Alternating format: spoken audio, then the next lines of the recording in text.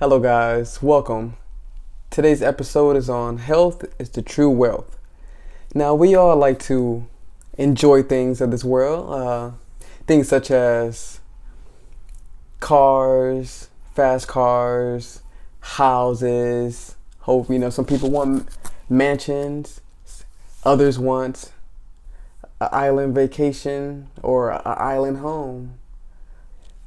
Others want simply clothing or shoes, all these different things that life provides. They have its rights. There's a time and place to enjoy these things, but we have to look at sometimes of our true wealth. And in today's video, I have a couple tabs open for because this channel is about personal development through gaining our health through a plant-based diet, increasing our physical activity through exercise, whether it be strength training or cardiovascular training, or even like flexibility, and also through meditation, gaining spiritually. So this channel is about personal development. So I kind of looked up the most prevalent disease that our nation that is facing today, which is heart disease. And cardiovascular disease in 2015 has 41.5%, which equates to 107.7 million people in the U.S. population has one of the other of these cardiovascular diseases. And these are high blood pressure, coronary heart disease, stroke, congestive heart failure, and atrial fibrillation, which is a problem of the heart too, of the atrial chamber of our heart. And high blood pressure affects in 2015 96.1 million, coronary heart disease 16.8 million, and then strokes 7.5 million.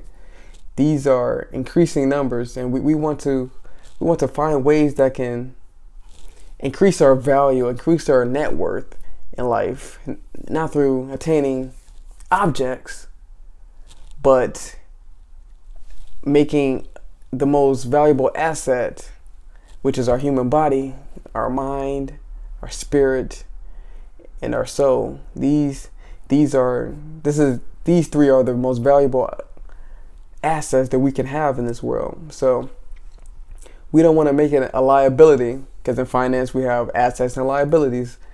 Assets are those that increases our wealth, increases our income or net worth, and liabilities are something that decreases it and takes away from it. And in this case, cardiovascular disease is a liability, because it has increased medical bills, prescriptions, pain, inflammation, soreness, all of these things. But increasing our asset, like increasing our health or our well-being or our spiritual health, you get peace, you get happiness, you get a sense of compassion and quality of life. All of these things come with increasing our physical activity and meditating every day. So I just wanted to get a little bit even more in this cardiovascular disease. It says that, and later in this video I'm going to put these links that I have here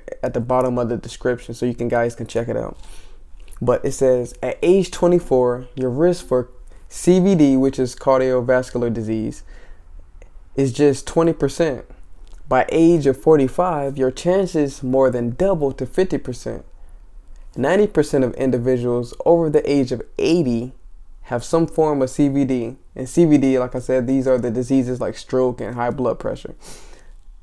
So by the age of 45, we more than double our chances of having these diseases. But fortunately, as I'm going to describe here, we have some ways and means that we can mitigate having these risks and problems that's been going on through generations. Many people say that we have health problems because it's genetic or it's hereditary, but This is usually the cause of at the family members through generation having poor lifestyle habits, eating unhealthily, not exercising, working harder than they need to, and increasing their stress levels. So that they need more meditation, they need more exercise, they need more relaxation, they need more peace, more love. We need these things. So now the plant-based diet side, this is from heart.org. Someone did a study and it said that they found that with a plant-based diet, 42%, they had a 42% decrease in the risk of cardiovascular disease. That's huge. As they said, about age, 42 before? 45? About a 45, you're more than double the chances of increasing your risk. But with a plant-based diet, you can decrease your risk by more than 42%. Just having a plant-based diet, and this doesn't even include this doesn't even say the specific type of plant-based diet like vegan and vegetarian, because there's many different vegetarians: lacto-vegetarian, pescatarian, different forms. And this just says a plant-based diet. So just reducing the amount of meat that you have decreases your chance of having heart disease. Meditation can reduce, this is from another site, which I will include below too. Meditation can reduce systemic inflammation through the combination to the above two actions, and that stress can lead to inflammation, which in turn is linked to heart disease, arthritis, and various skin conditions such as psoriasis, eczema, psoriasis, all of these different diseases. And inflammation is, everyone knows what inflammation is. It inflames our body, inflames our skin, causes redness, pain, swelling. But meditation can reduce this, can calm our body, can relax it. Meditation can also reduce the risk of heart disease. The main player here, which, like I said, I wanted to focus mainly on heart disease just because it's the most painfully ridden disease in America right now. By enabling the blood vessels lining the endothelium to expand and contract, thus making it more pliable and less rigid and calcified. This means that when we meditate, our heart, it expands, more blood can flow through. It's not contracting, filled with saturated fat and just pus and everything. It expands. Blood can flow through it more smoothly. Our heart can contract and relax in its proper order. Our blood pressure is fine. Everything's running smoothly. Our heart is more efficient because meditation, diet, these things help. In the last section this is from ACSM, American Council of Sports Medicine, which is a very, very good source. I'm going to read this here. The leading health-related cause of mortality for men and women in the United States is cardiovascular disease. Meaningful cardiovascular health benefits may be attained with long participation in exercise, either resistance training, cardiovascular training such as cardio, and flexibility. All of these things help. ACSM sought to address the question properly last year when it was updated stance on the quantity and the quality of exercise for developing these increased health benefits of improving our cardio, muscular fitness, and flexibility. And it says that high levels of cardiovascular fitness are associated with a 50% reduction in cardiovascular risk in a man. And also says that physical activity to a total of at least 1,000 calories per week is associated with a 20% reduction of mortality in men. Also, it shows that physically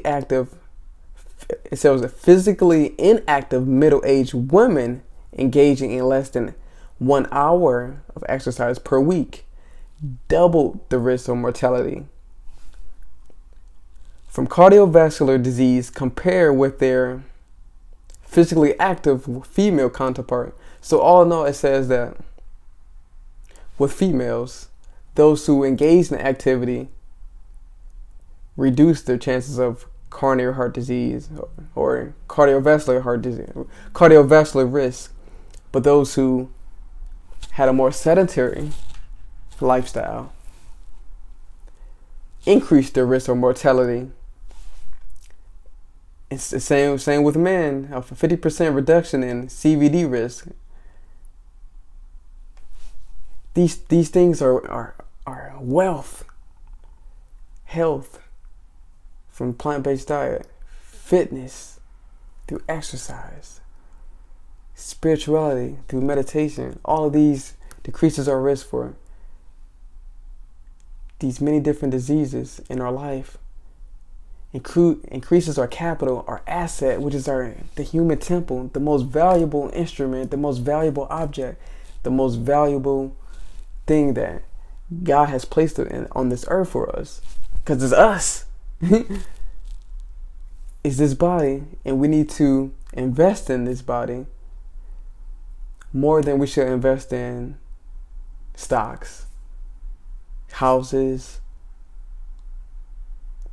eating fast food. All of these things ruin us. Invest in this body, increase your fitness, increase your meditation, eat healthy, and you truly will have the wealth that you need. Thank you. And don't forget to like, subscribe, and comment. Share with all your friends. Love you all.